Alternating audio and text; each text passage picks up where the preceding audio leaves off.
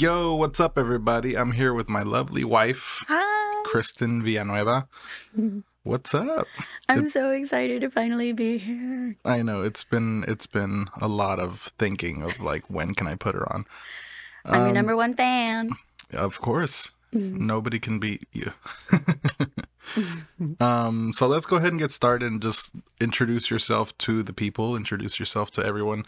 Which, by the way, before we get started, thank you to everybody that's been listening and watching. We've been viewing about 1,200 people that just love to listen to this, which is weird to me. Yeah. But thank you. I just want to say Yes. thank you Thank you. because obviously we're doing something right. So as of right now, I'm extremely grateful, and this is our only source of activity. So it's very, Yes. very fun, and I want to keep doing this. So yeah. Now can you introduce yourself? Okay. Yes. So I'm Wifey, Stephanie Kristen Villanueva. I got three, well, we got three little ones. Athena, Saya, or Josiah, and Nymeria. Right. I'm a stay-at-home mom. Not just a stay-at-home mom. She likes to be very humble about what she does. She's a singer. She's a songwriter. Yeah. She's a worship leader, which, for those of you that don't know, she's someone who worships God very, very well, and made me fall in love with that.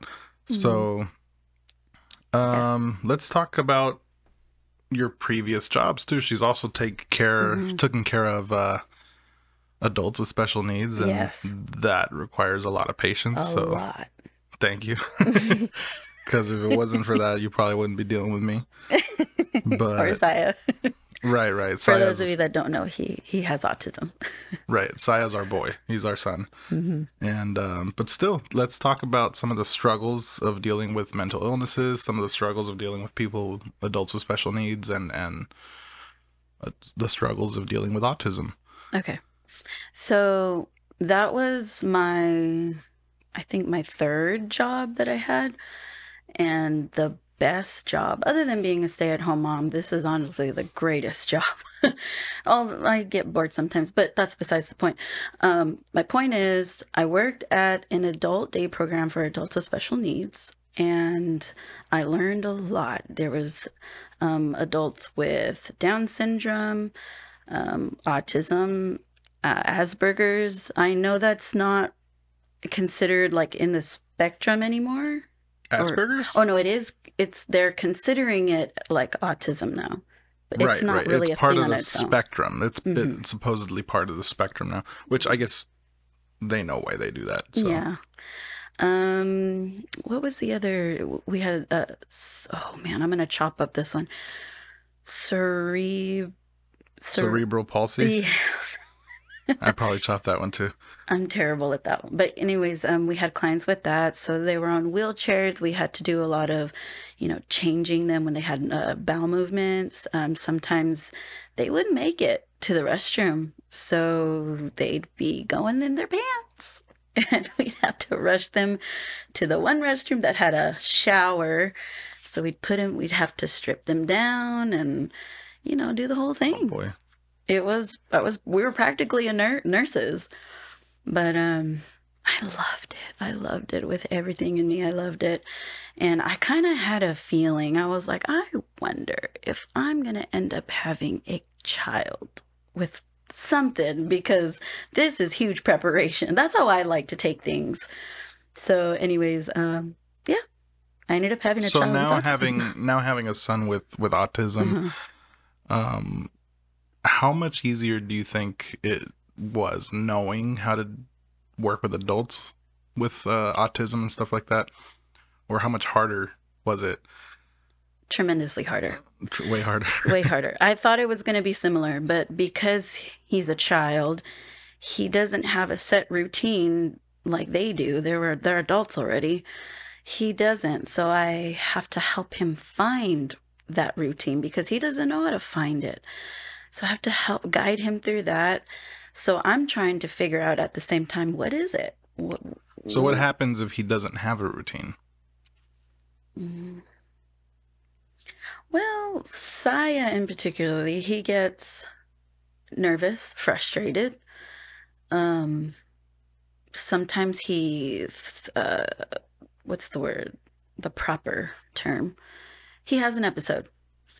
If it's not, if his routine goes off. But Okay. then there's others that they don't really go. They don't have an episode. It varies. So what kind of approaches do you take on like introducing him to new activities? I just throw him in it. Yeah. And most of the time he does okay. But the times that he doesn't, it's getting him to calm down. The anxiety that he gets, it's real. And I'm an empath, so I can feel all those deep feelings that he's feeling, and it starts kicking up my anxiety. Right, right. Then I'm like, husband, help me. Yeah, yeah, I know. But I usually I need a lot of help. I need help with that. Yeah. Um, for those of you that don't know, Saya is on a weird part of the spectrum. He's not necessarily like dysfunctional. He's very highly functional. He's very academically advanced. But his social skills, on the other hand, are a little shot. His social skills are a little challenging, and that's the part that really is what makes it difficult. Very difficult. He's been getting better though. He has been learning to speak a little bit more than usual. So from going from nonverbal to now verbal, and he can speak a few like 3-4 word sentences, but then again, to try to read what he's trying to say, a lot of the times it's a lot easier for him to express what he wants from us, like if it's a toy, if it's food, if it's but the harder part is for him to express feelings and emotions, and well, he definitely expresses it. It's communicating. Well, yeah, communicating why those feelings and emotions are there. So that's kind of what we deal with. Sometimes a sound could be what triggers him, a certain frequency, and that's difficult. But in all of that, we do kind of just manage. And we know that a lot of people just don't understand that having a son with autism is kind of like having a kid that just never listens to you. It may seem that way. It's not necessarily because he doesn't want to listen to you.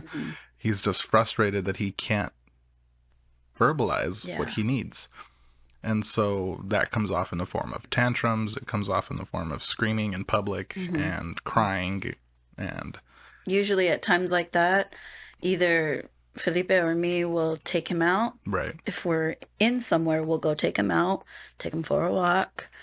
Maybe like 10 minutes. And then he does good. We bring him back and it's as if it didn't happen. Right. But you mentioned something when we were talking about how we started, ever since we started going to Father's House of Thomas, he's been going to the Sunday school class, and we noticed that that's when the communication started getting a little better. But you pointed something out why it's been getting better, and you should share that. I don't remember. Okay. If it did get better, I'm assuming, or I'm trying to remember here now. It's probably because he's surrounded by more kids. Yeah, well, younger, because he's with. It's a nursery, so they're more like 2-3-year-olds. He's 5. Right, 6. Oh, that's right, 6. He just turned 6. He's 6 years old, and he hangs out with 2- and 3-year-olds because that's who he can communicate with. Yeah. But he's also learning a lot from them. So I noticed that because of the way they communicate, he's also picked up certain social cues and stuff like that. And I mean, it's slow progress, but it's progress. So we're happy about that. His teachers have mentioned that too. They've noticed it, so that's good. Yeah. So comparing now Saya being your child and raising him with the special needs, autism and stuff like that, now going back to the adults with special needs, what do you think Saya's future challenges would be like? I've thought of that before. What was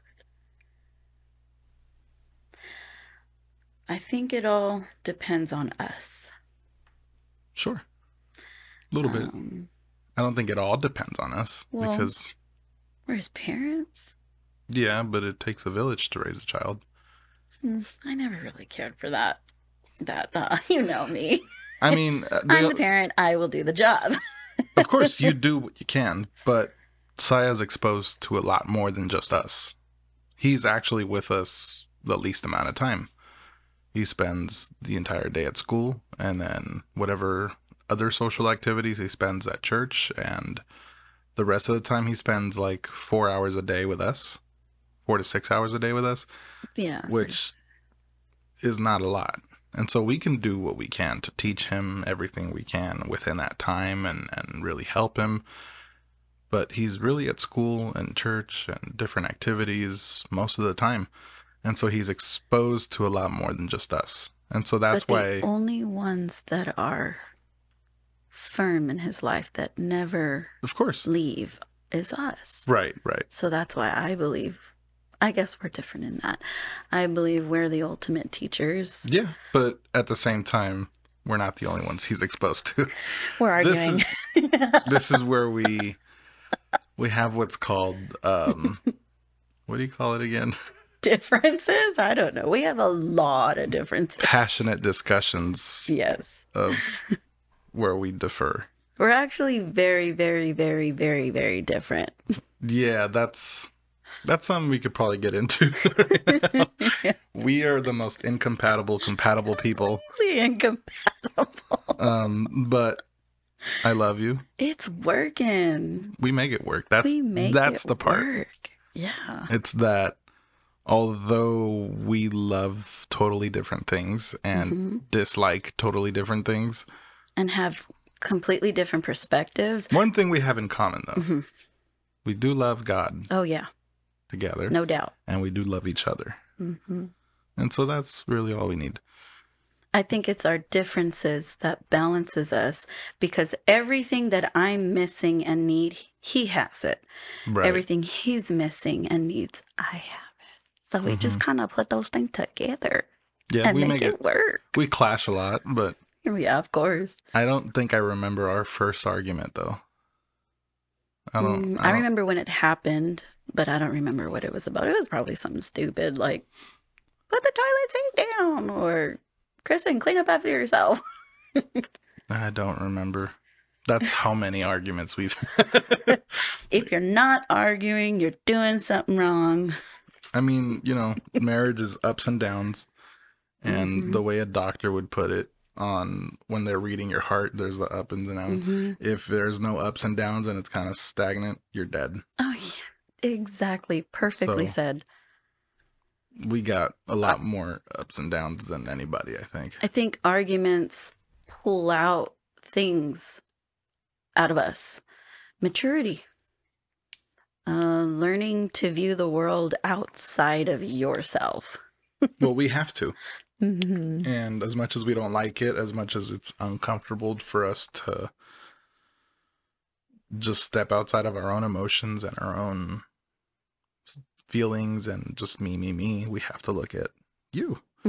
I have to think of you and what are you feeling? What are you going through? And you have to think of me and what I'm feeling and what I'm going through.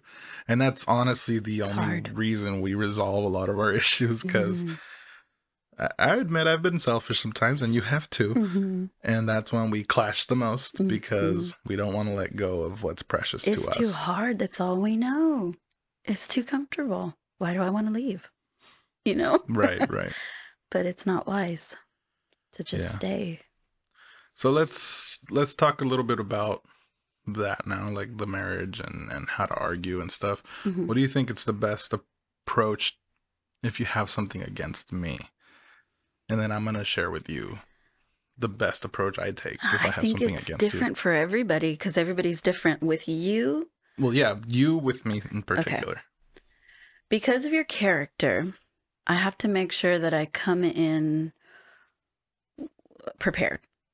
I have to have all my facts ready, because he's very logical. And I have none. So, which is where he helps me a lot. in that area, but I have to come at you like that. Make sure I got everything ready, prepared. And sometimes that's not even enough for you. And when that happens, it's like, okay, well, I guess we're just going to have to argue Right. until one of us gets it. But there's times where I really think I am right about something, but it worked for me. But it probably wouldn't work that way for him. No. Because he's different. So I can't expect people to learn things the way I learn it. You know? Right, right. So anyways. And that's kind of the gist of how things go around our discussions. Mm-hmm. It's typically that you understand something because of what you experienced. Mm-hmm. And I didn't experience that. Mm-hmm. So I have no idea what you're talking about. And no matter how much I try to explain it, I can't expect him to get it. Even though I really want him to. Right. And a lot of the times, too, the explanation itself, at least in my ears, come in the form of repetition. Yes. And so you're saying the same thing over and over. Using different words, but still the same thing. And so there's like one word you're missing that just isn't making it click. And that's where I'm like questioning everything, and you're just getting more frustrated because why am I being questioned if you're wrong? You should also explain, though, like why you are the way you are. Well, yeah. So I have OCD and ADD. So ADHD. And it makes it hard to stay focused on what we're talking about.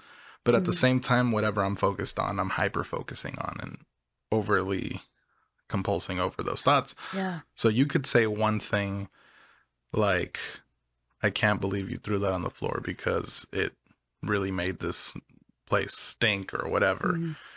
And my mind just went to throw. And that whole, it's like a tab on a browser, and I'm reading that whole like, what do you mean throw? I didn't throw. I let it go briefly. And like I start breaking all that down. So by the time I get to the end of that thought process, I'm like already on 3 other tabs. Sounds exactly right. What do you mean? It didn't even smell that bad. Like, and then before I could even respond to whatever you just addressed, I'm still here with questions like, what do you mean? Mm-hmm. And that really kind of makes up the argument part. And here's another funny thing. I too have ADHD. I recently just found out. But mine is a little different. Right. Well, it's like the opposite. It's like a spectrum, really. It's something that you don't necessarily, it's not like black and white. Like, oh, ADHD, boom, you got it. No. Everybody has some level of compulsiveness and some level of attention deficiency. Mm-hmm. And when it's severe, that's when you can go pick up a diagnosis and take medication for it and stuff like that, because it can create a lot of different things in your life. Some people get depression, some people get anxiety, some people don't really get anything. And especially for us, well, at least for me, I grew up with Hispanic parents that didn't really believe too much and like, nothing's wrong with you. Yeah. Just pay attention. Same. And you kind of just had to, so there's not really anything you could do about, okay, well, I guess I just have to focus. And the problem with that was that I wasn't addressing the situation the way I probably could have. Mm-hmm.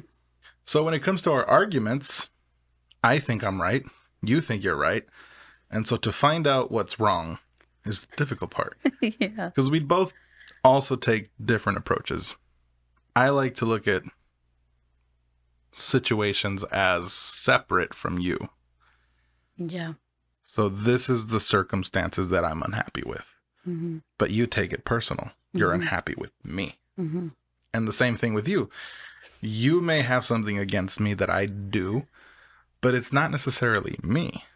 It's what I'm doing. Yeah. And so trying to separate our emotions from our own dislikes and trying to get that out is kind of the hard part, because I think completely on the opposite end of the spectrum compared to you. You're all about your emotions and what made you feel this way, and I can't believe you made me feel this way. And by the way, that's how women are wired. We're all about emotions and feelings It's very, very important to us. But there needs to be a limit or a balance. What's the word I need to use? There needs to be a balance for sure. So the emotion part, there's nothing wrong with it. You need the emotion because emotions are indicators. They're not meant to control your actions. Yeah. And so you can't just act on your emotions. You, of course, have to acknowledge and analyze your emotions because they're indicators. That's your brain sending a chemical letting you know that this is ultimately negative or positive. This made me feel good or this made me feel bad. Yeah. And so you can throw in as many emotions as you want under bad and as many emotions as you want under good. And that's something that I envy about men. Well, it's not all men. Well, for the most part. For the most part, you're right. A lot of men tend to be a little bit more logical and you know, it is what it is. We're just wired a little differently and that's fine.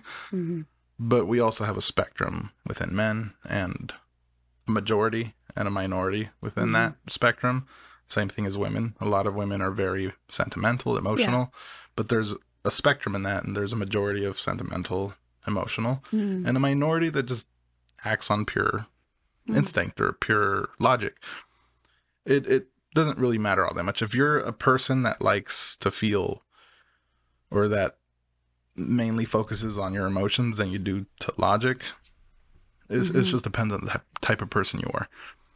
But there does need to be a balance. So your emotions are meant to indicate to you this is bad or this is good.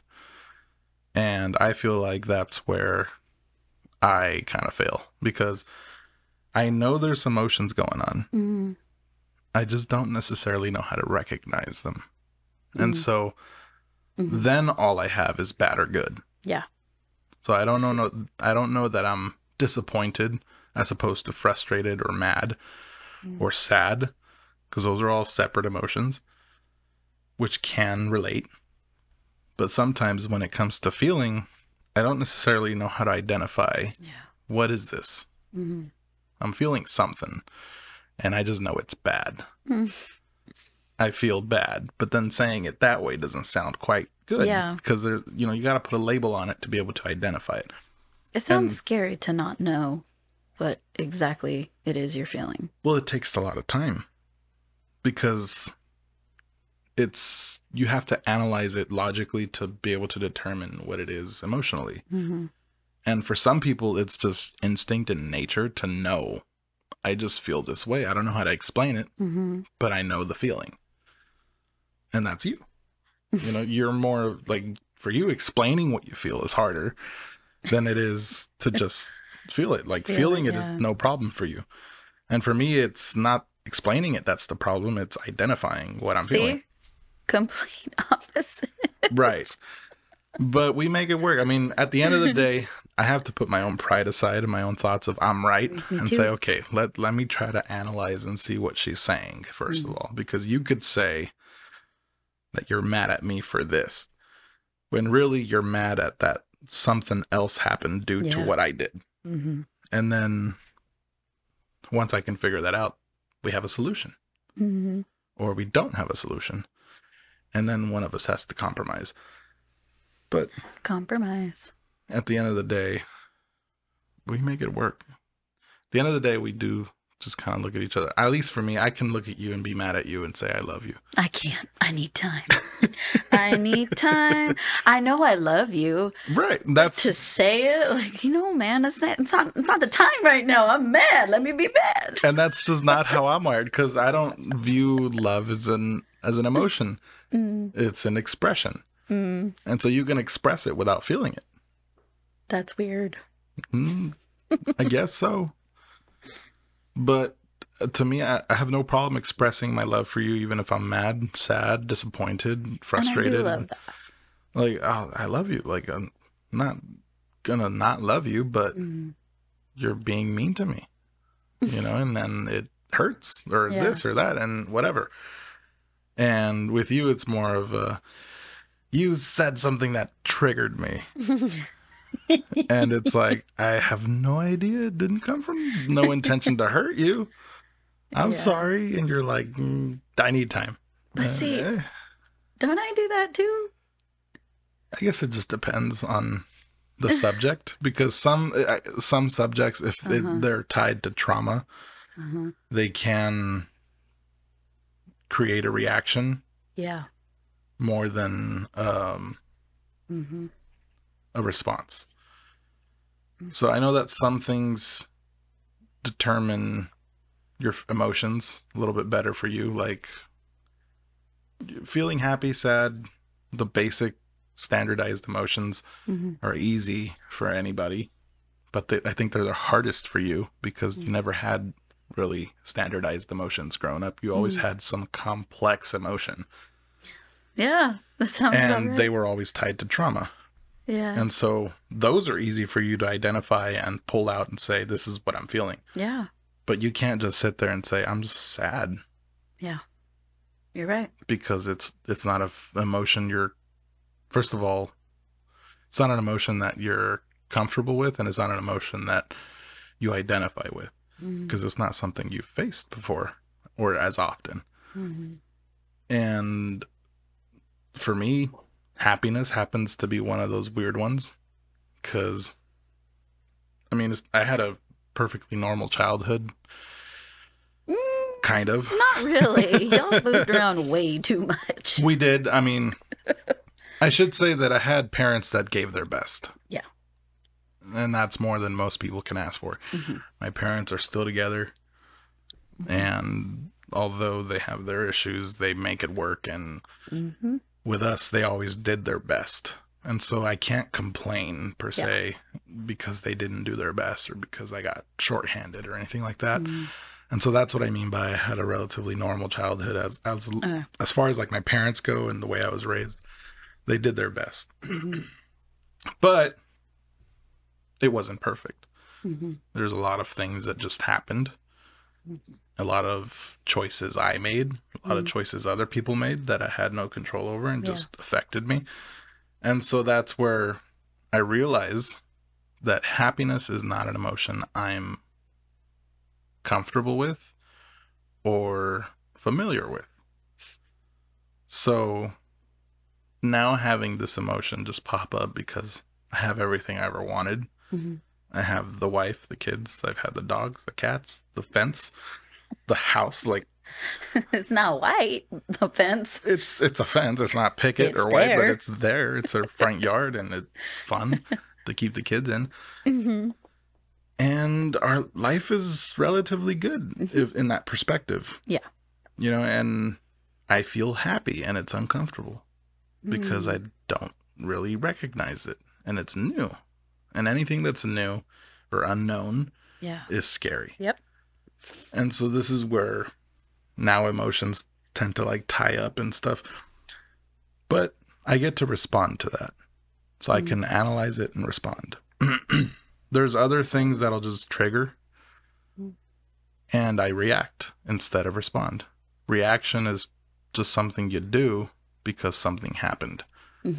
And it just means that you're not in control. Your emotions are. Yeah. And so I could be sitting peacefully in the living room, and then one of the kids will come and hug me, and I react negatively because it just interrupted.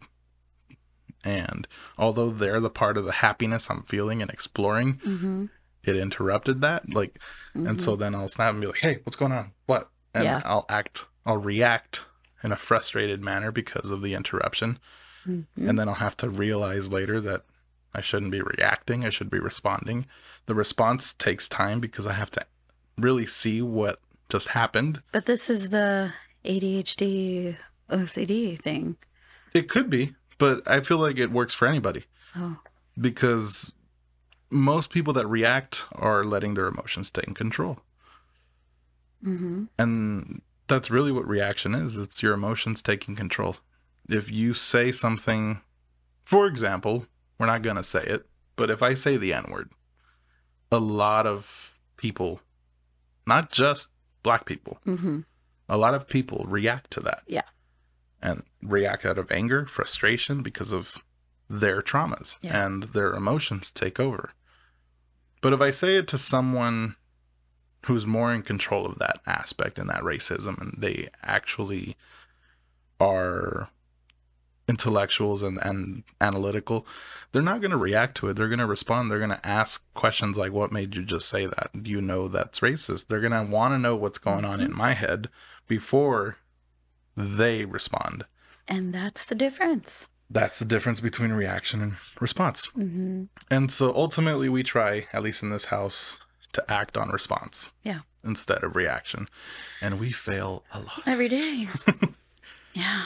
Yeah. And there's so many days I just want to give up. Like, why? But I know why. And it's a consistent battle. That's what marriage is. Yeah. And it works for anything. Raising kids. These kids. Lord. These kids have no sense of value as far as like objects in this house. Yeah. They'll break anything. Yep. That's why you guys probably can't tell, but I just kind of keep everything high. Right. I don't have anything down here other than my computer over there, but even that, I push everything, off so they We've can't get had our homes baby proofed since before we had the baby here. So it's one of those things because the other kids do, they'll just grab whatever, not knowing that it's expensive, and they'll throw it, not knowing it can shatter. I mean, not anymore. Now it's just like Now food. it's just the baby Yeah. too. Like Saya and Athena, they're very good now. Right. They're at an age where they can at least listen and sit down, and they'll complain a little bit, but they'll do it. Even Saya. Right. Nymeria, on the other hand, our youngest. Oh, God. She is A character. She's like the baby from The Incredibles. Yeah. Jack. Jack, is that his name? Yeah. Like, just free-spirited, ruining everything. Or if you're from my time, the Flintstones, Bam Bam. Yeah, Bam Bam. That's Nymeria. And honestly, if we gave her a club, she would never let it go. That would be her thing. Bam Bam. Yeah, she's crazy. She punches me for fun. Yeah. Like. Yeah, I know. It's She'll crazy. Throw herself like boom. Like she's very tough. I think rough. I think I kind of helped. I like to think that I kind of helped create that confidence in her. You did. 'Cause. But that what would you call it? That spunk, I hope that's the word. That's me. Yeah, it does carry a lot of you. And I'm happy because, honestly, there's a lot of messed up parts about me. She does things that Athena didn't do, but she's doing. And it's bringing back these memories of my family telling me, don't do that, or don't talk like that, or what do you, just these little crazy things. Like, what are you doing, little 2-year-old? And she will sit there and argue. She can't speak English or anything, but... I have to get on her sometimes because I don't know what you just said, but I know you just used some... it. Yeah. You just used some foul language. Watch your mouth. Because for real, this little kid. But I love it. At the same time, I know she's not going to be the type of girl that just gets pushed around and walked over. She's gonna stand up. She's gonna be some issues. She's gonna point out what's wrong. And that's good. This world needs more of that. Yeah. Anyways, how you guys doing? Okay. No, I have to work on a lot of things. And one of those things that a lot of people have told me is, how come you don't talk to us on the camera and stuff like that? So if you can, on the comments, write questions, write anything you'd want to know. And we'll try to talk about it. If you have anything in particular, too, you want to learn more about, I'll see what I can do. Because I do know a lot of people. To bring just new people into this. I know it's been a lot of church people, and that's fine. If you don't like church people, just don't watch it. Honestly, I don't care. It's all right. If you don't believe in Jesus or anything like that, that's fine too. I don't really care what you believe. I would love you to believe in Jesus, but you have your choice. Jesus gives you that choice. Yeah. And who am I to not give you that choice? Mm-hmm. So, even if you guys have questions for me, you can ask them, and maybe the next time I come in, yeah, because the answer them. wifey has certain privileges. She's going to be a constant guest. So y'all better just get used to her around here. So, yeah, she even has her own chair. Like, she brought her own. She said, I don't need those chairs. Those are uncomfortable. She's going to sit on her chair. I want my gaming chair. Yeah. It's comfy. And I've turned her into that gamer. Yes. I think I did. Well, I played a little bit in high school. My ultimate big time favorite game was BioShock. But I was also really into Diablo. And then the regular oldies, Mario Brothers, the Crash Bandicoot, the monkey, the ape, Donkey Kong. Donkey Kong. Yeah.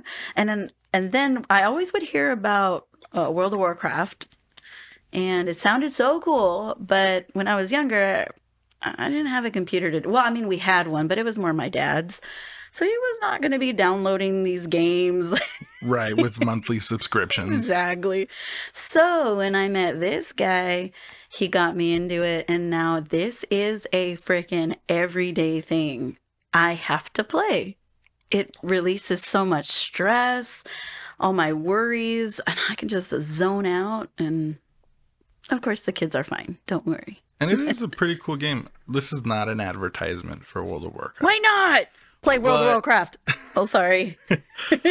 But, I mean, it is a really, if you want to do the research into how it's played and all that, do it. It's a great game. If really you like player versus player, there's a lot of player versus player going on. If you like story, there's tons of story and reenactments and stuff. Role playing. It's free world. Like, you just literally just walk around and explore everywhere. And there's tons of beautiful places. Mm-hmm. It almost does make you want to, like, just, if they turn this game into VR, a lot of people would just disappear. You ain't never gonna see me again. Yeah, so let's pray that they don't. Let's pray that they don't make it VR, because I need my wife. And as it is, she can be on there a while.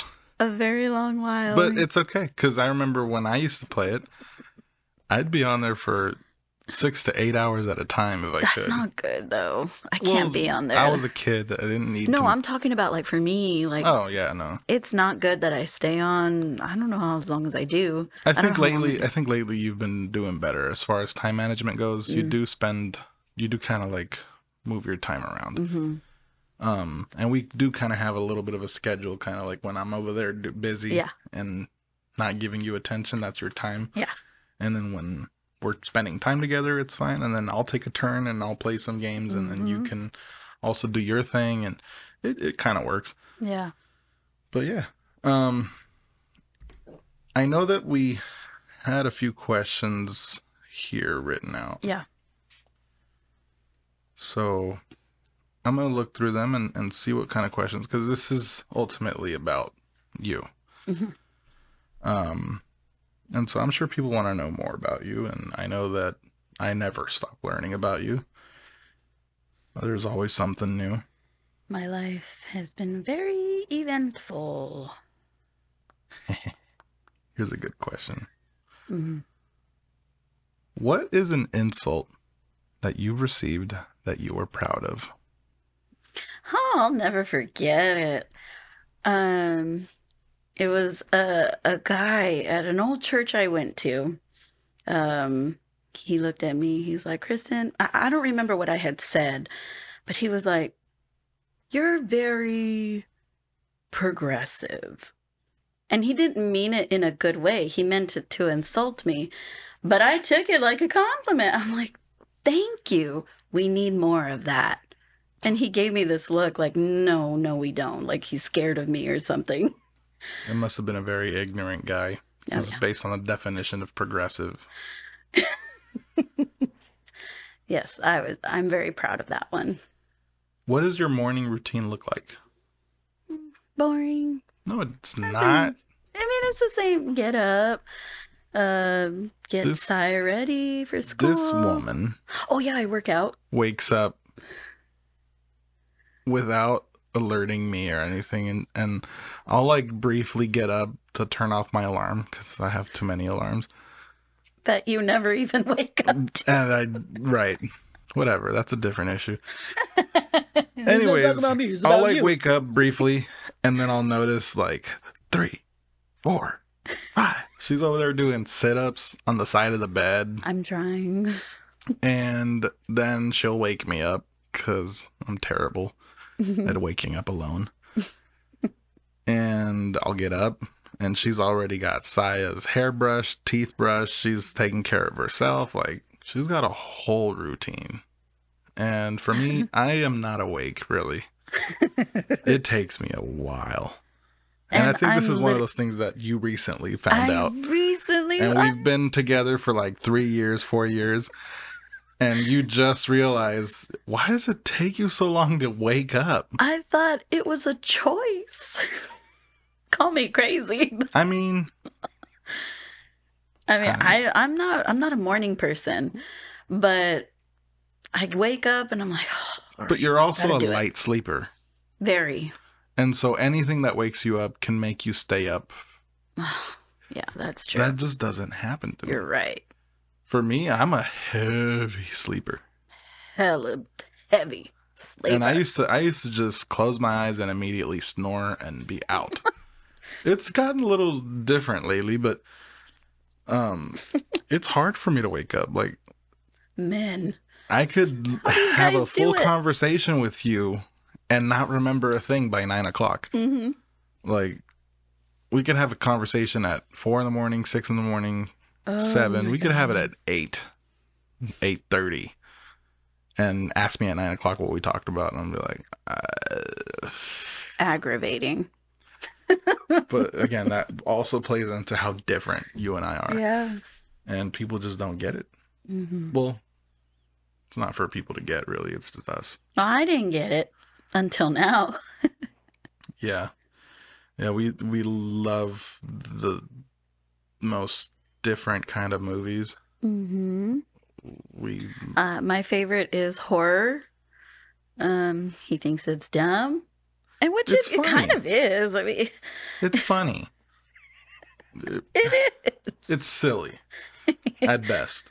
Well, it's just, there just hasn't been a great, scary horror film in a very long time. I think I just can't get past the point that it's not real. Wait a minute. Okay. Well, we have people that are listening that do believe in it and people that don't believe in it. Really care. Well, I just don't know, where do you want to aim this? I'm not aiming it anywhere. I'm just putting my beliefs out there. I don't really care. It's one of those things that to me, horror just is silly.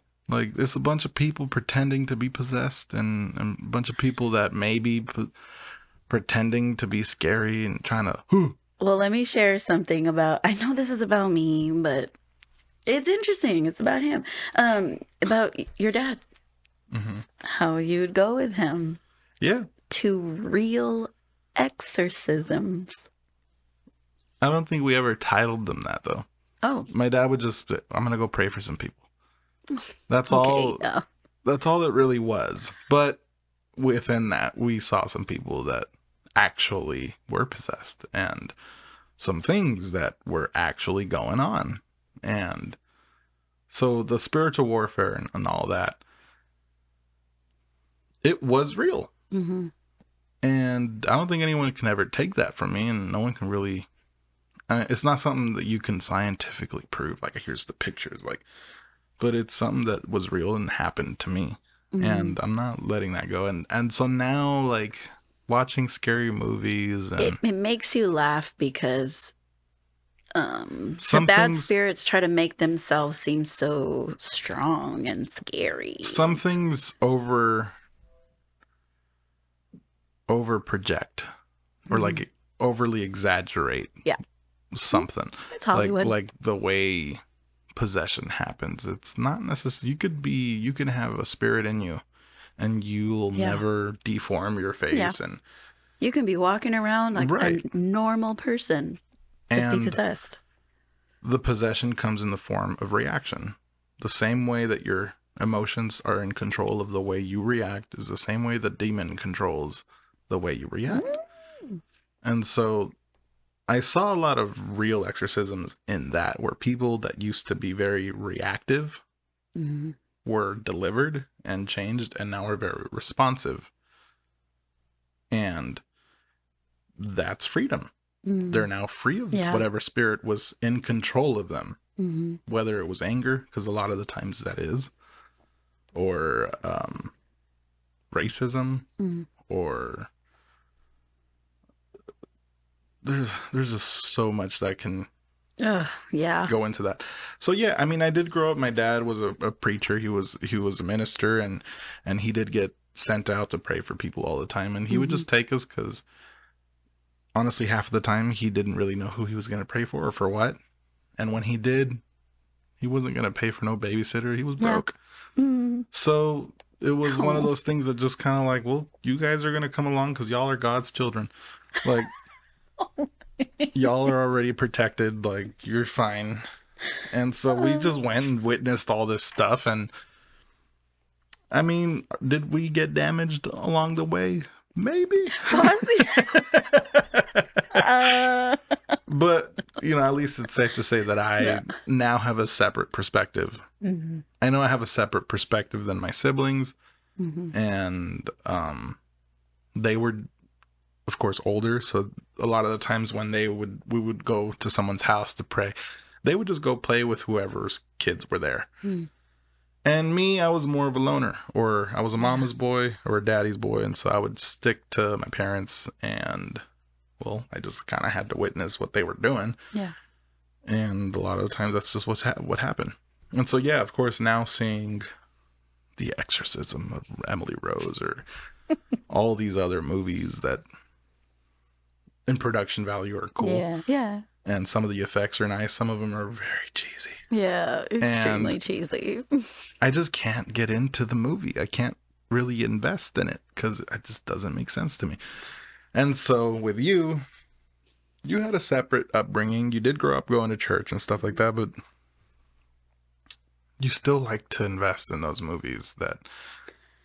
Yeah, but like I said, it's been so long that there hasn't been a good horror film, to the point where now it's like, I think it's starting to change my favorite genre. Kinda. Because, I mean, even last night, I tried finding something and it's dumb. Now I'm it just is. not impressed anymore. Maybe it could be that the spiritual warfare in your life has desensitized you now. Mm-hmm. Yeah. Explain. Well, I mean, how many times have we gone through some where we know there's spirits out there and we have to sit down and pray? Mm-hmm. It's been a handful of times. Yeah.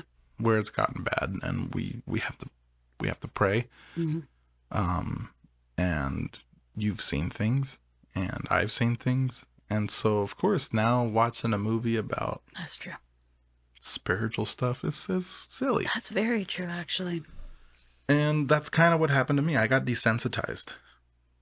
Which is why now I stick to, if I'm going to watch something silly, I'm going to watch something really silly, like sci-fi. Hold on, but hold the phone. So you're saying that's probably why I don't really care for horror films anymore, because I've just become so desensitized? I think so. And maybe also the fact that you've seen almost every single horror film out there. Maybe. Like, if you sit, because we've tried to like rewatch some of these movies, and you can't even emotionally invest into those either, because now it's just like, yeah, I can't believe I was into this. Like, yeah, you've become desensitized. That's just what it is. Is that bad? No, I wouldn't say it is, because I mean, I can still sense when they're around. I mean, it's one of those things that it's not bad for a good reason. But now you know what real spiritual warfare is. And in your spiritual life, you could be more aware and now you can be more protective over yourself and stuff like that. And Yeah. and so that's why it's good. Mm. And at the same time, now to enjoy these films and stuff like that, now it's just harder to choose something to watch together.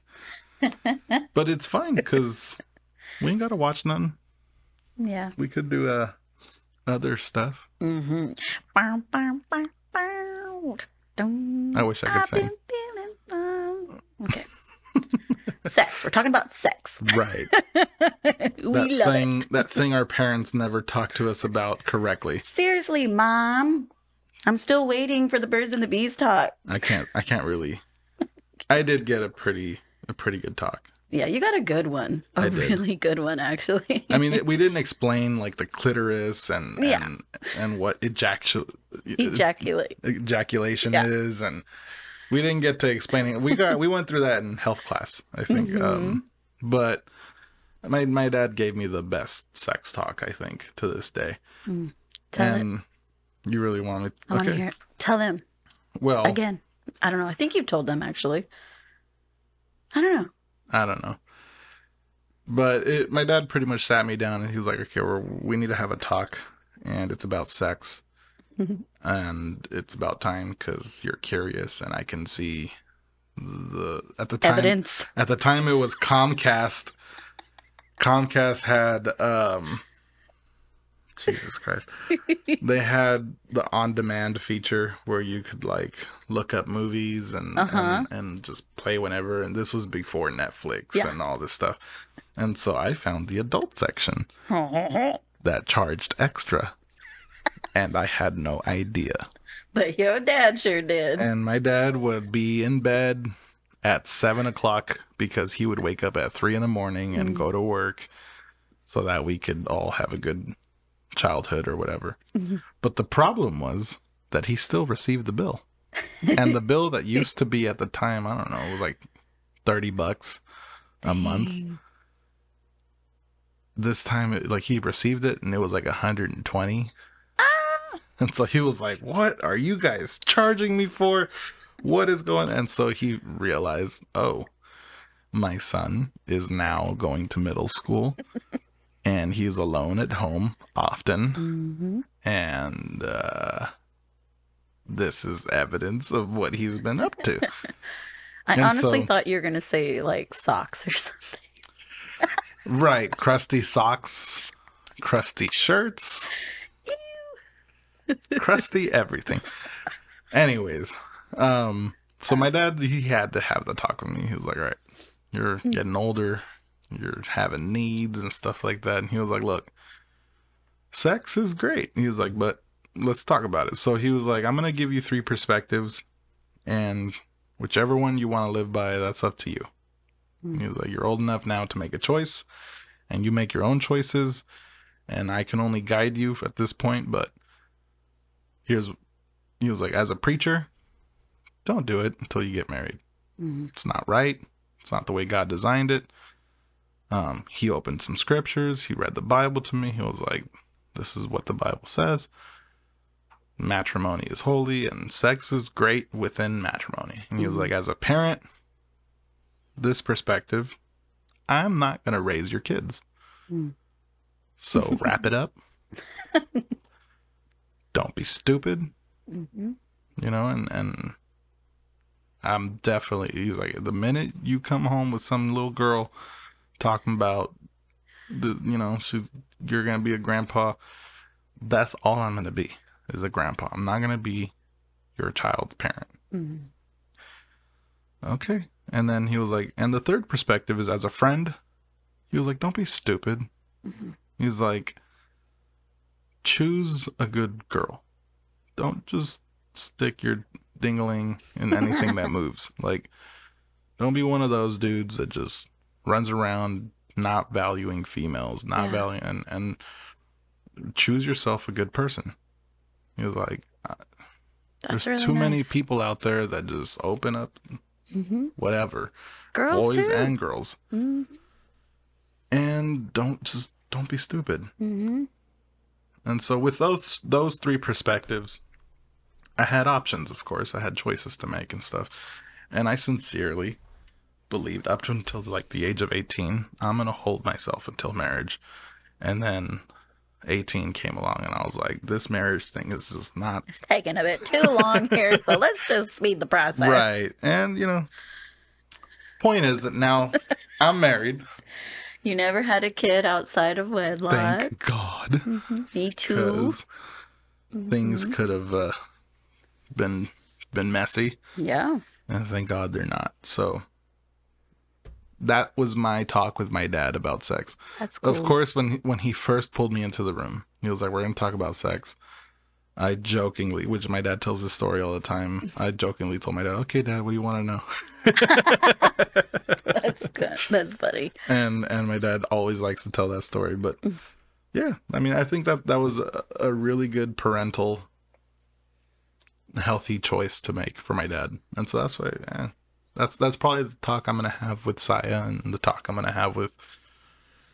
I'll have the talk with the girls. Okay, thank you.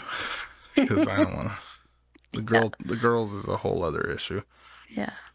Okay, ask me another question.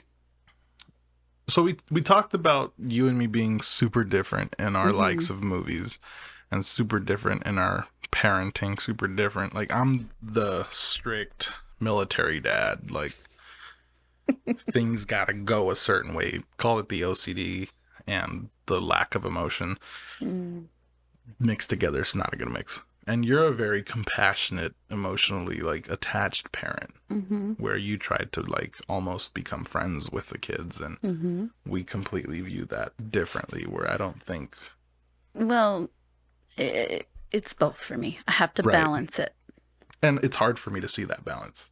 I can admit that. And so we've talked about those differences. What are other major differences you think you and I have? Like, major differences in the sense that it's been frustrating enough for you to, like... We already talked about it. It's the emotions and the feelings. That's the biggest one. Yeah.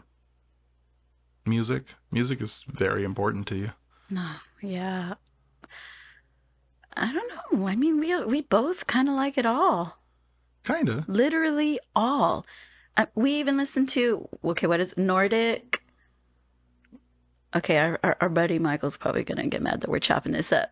No, sorry, Mike. We do like the throat singing. Yes, throat singing. Nordic throat singing, those Nordic bands. Oh, the drums, those boom, boom. Oh, I love it. Right. Creepy singing. I just think it all sounds so beautiful. I think it, like, religiously, it falls under paganism or Nordic paganism. Right. And their music is tight. Beautiful. It's very dynamic, very... In a weird way, very naturey. Right. I think that's what makes it easy to, like, emotionally invest. Even for someone like me that doesn't really normally know how to, like, manage my own emotions. It's one of those music genres that I could listen to this pretty much all day. But we do have a huge difference in likes in music. So much so that we have had, like, moments of frustration. I have a certain memory. Maybe you. Well, I mean, it came off as you too, because at the time I think you reacted. And so the fact that it caused the reaction and you threw me off completely, because we were barely getting to know each other. Yeah, I was just going to say that. We were still getting to know each other. This was the beginning of you and me living together and stuff like that. And I thought, I'm going to take her out to SF and we're going to walk around and have a good time. And I didn't realize the fact that she's always kind of hogging the aux cord. And I want to listen to my music too. No, only me. Right. I'm kidding. Now that's the compromise I've decided to just no, live I on. let you put your music on too. Yeah. Woman. Yes, I do. If she says lately. So. Lately. I have been whatever that looks bit. like. Anyways, at this time, I think, like, you were playing, at the time you would listen to music, but you would repeat an album. Yeah. Because that's just how your generation did it. And my generation is very different. We grew up on Pandora. We grew up on Spotify. Well, so did we. And This is just me. everything was very randomized. Like you could create a playlist and just randomize your playlist. And that's what I was used to. I had no problem with listening to Christian music and then heavy metal and then like R&B and then another Christian country, and then it would to this day my music just bounces all over the radar. Yeah. But you, on the other hand, at the time, you would just be on a mood and you would want to listen to an entire album of that one person. It had to be the same album. And for a 2.5 hour drive, like I think we were repeating the same album like twice already. I don't remember. Right, because you were enjoying it. And for me, I was like, I'm over here like la la la. And I remember saying, could you change it? Oh yeah, that triggered me. And that you blew up. It was the first time. I think that was the first time you had blown up on me, like out of just. Maybe that was our first argument. It wasn't our first argument, but it was definitely your first trigger. Because we had discussions before that. Oh yeah, but they were discussions based on things you didn't like about me and things I didn't like about you. I just didn't like that he was trying to tell me what to do. That's as simple as that. Yeah. So now talking about differences, you highly invest in your music because you're a musical person. You like to songwrite and you emotionally invest in music. That's just your thing. I don't really ever remember a time now where you didn't want to listen to a song other than when you were pissed or something was going on. Yeah. There's times where I've been super depressed and I'm not in the mood to listen to anything. Right. And so that's where we're kind of different because music is important to me, but not that much. Like I can go forever. It's life. It's my life. I'll make my own music in my head if I don't have music to listen to. And at the same time, whatever's on is good. Time out, by the way. Shout out to my cousins. They get it. Music is freaking life. Okay. And my brother. He gets it too. Right. But for me, it was a huge part of my life. I played bass growing up at church and stuff like that, but it was never something that I loved. Like, that's weird. Loved.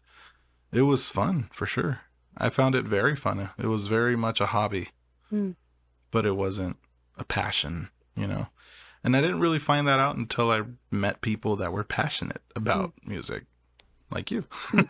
I'm telling you, for me and my cousins and my brother, it's to the point where we Charlie Puth it. Like, we'll hear, for example, we were on at a restaurant one time, and my cousin Chris grabs a fork and he gently bangs it on the cup, and we all just start, and then we start harmonizing. Jessica went to the soprano, I went down, and then Adrian just started tapping, we just started writing our own song. And all these people are her cousins, which are all talented and gifted. God bless them. But yeah, for me, it was not a passion. Yeah. And so that's where we were very different as well. Like, and then it came to a time where I was like trying to help you with, like finding a producer, finding someone to write your music. And, and at the time I remember buying one of those pianos. It was like this big. Oh yeah. And I was trying to learn to like, so that maybe I could do it for you. Yeah. And I was just failing drastically. But I just couldn't keep up with the passion. So that's when I realized, okay, we're different in that too. We had that in common at first, and then it became a difficulty to like continue to talk about it together. Yeah. So today, now if we could talk about the things we have in common, it would be our spiritual life. First and foremost, like our love for God, our love for each other, like just loving on each other and stuff like that. We also have a passion for just being real. Yeah. Being transparent. And we both have been through a lot of struggles of being a little too honest, and it gets people upset, uncomfortable. Um, yeah, for me, I was bashed a lot. Like, We bashed. both went through phases in our life where we thought honesty meant even if it's mean. Yeah.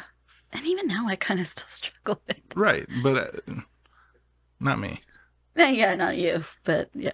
I've been getting better. That's one of those things, one of those areas where I've definitely learned to be honest and careful. Mm. Like, if you're a friend of mine and you need me to be real with you and I'm about to call you out on you, Mm-hmm. you know, I'm going to be careful because I don't want to hurt you, but I know it's going to hurt. Mm-hmm. And that's where you and me are different, because you're more of a, I don't care. Yeah. I'm just being real. But at the same There's time, a you've time and also place. been working on that. Like, Mm-hmm.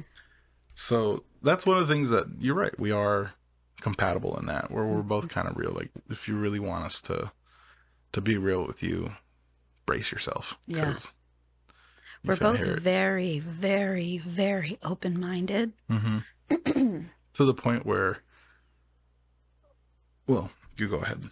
What? Sorry, you were going somewhere with that. No, that's something I popped in my head. So we're both very open-minded, and we both understand people in a different way. Maybe not in a, like, we're not psychiatrists or therapists in any sort of way, but we do understand people and how people tend to react or tend to be. So enough so that we can be cautious and be helpful. I'd have to say our experiences is what in life has what caused us to be that way. Right. Doesn't necessarily, like, we didn't go to school for it or anything like that. We had to learn. You maybe took a semester, you said. Oh, not even. I went to a college, a psych class for 2 weeks. Oh, yeah. 3 weeks, maybe. I learned a lot within that, but personal circumstances happen. I just couldn't keep going. But yeah, I believe that because of our circumstances in our life, we've had to learn how to read people. We've had to learn how to read a room. I guess trauma. Yeah. Trauma does that to you. That's one of those things that, well, it is what it is. Life happens to everybody, and you can either learn from it or ignore it, suppress it. You can do a lot of things with it. And luckily, I have a wife here who chose to learn from it and also chooses to try to teach it in the best of her ability.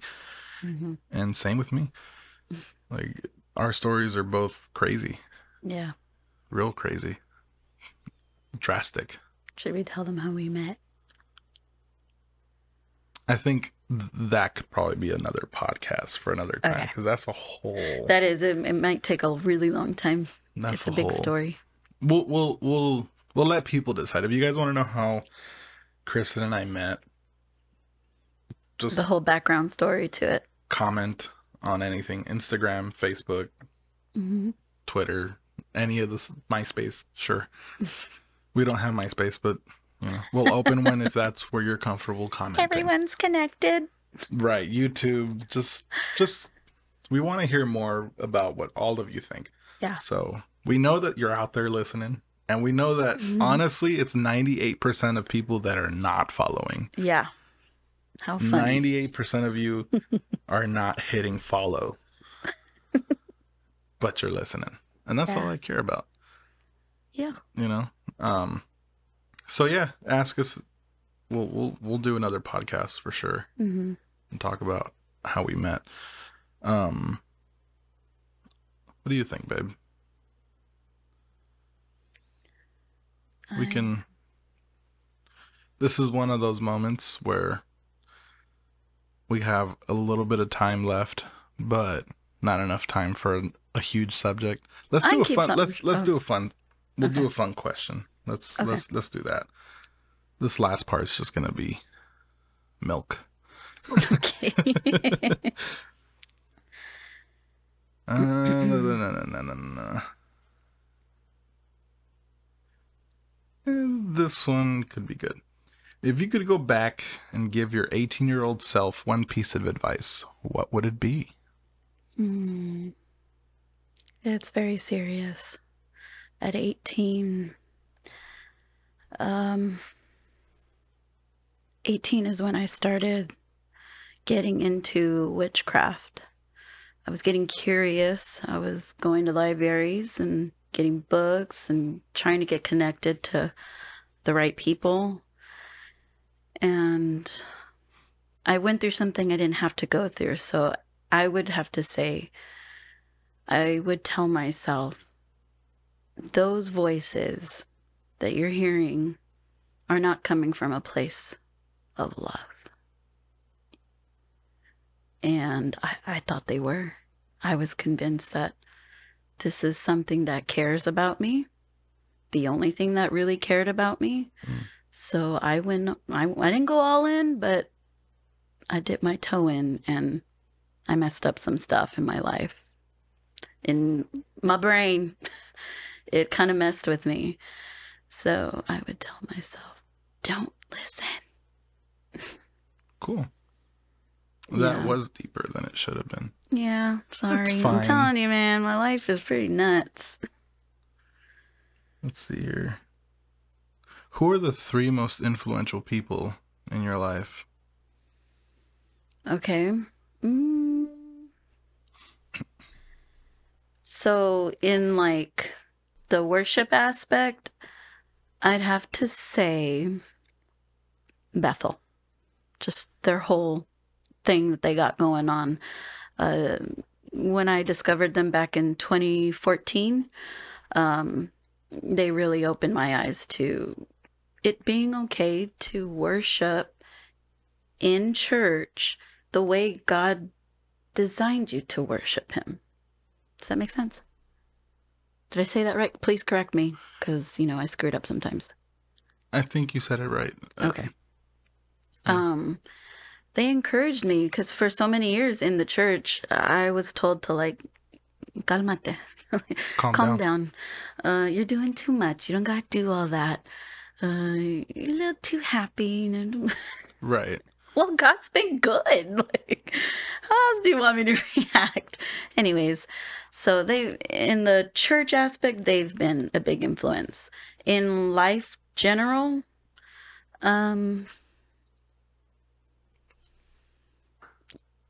unfortunately, not really. I can't really think of anybody. Of course. You right now. Yeah.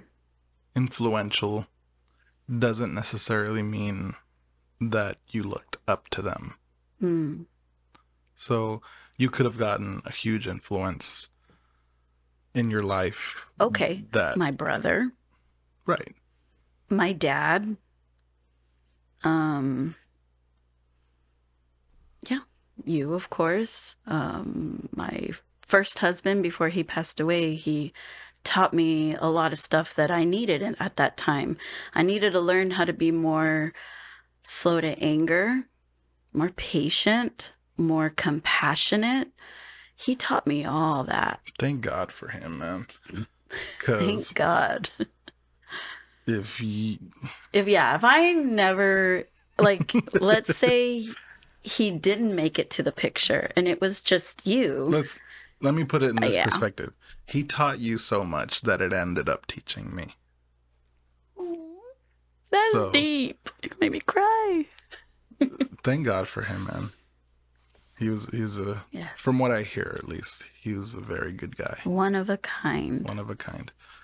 Some people have even said that they wonder if God sent an angel in him because he wasn't in church or anything like that, but he just had this good heart that you can learn from just by having a conversation with him about something so normal, but just listening to the words that he would use and his way of seeing it challenged you. So yeah, he was really different.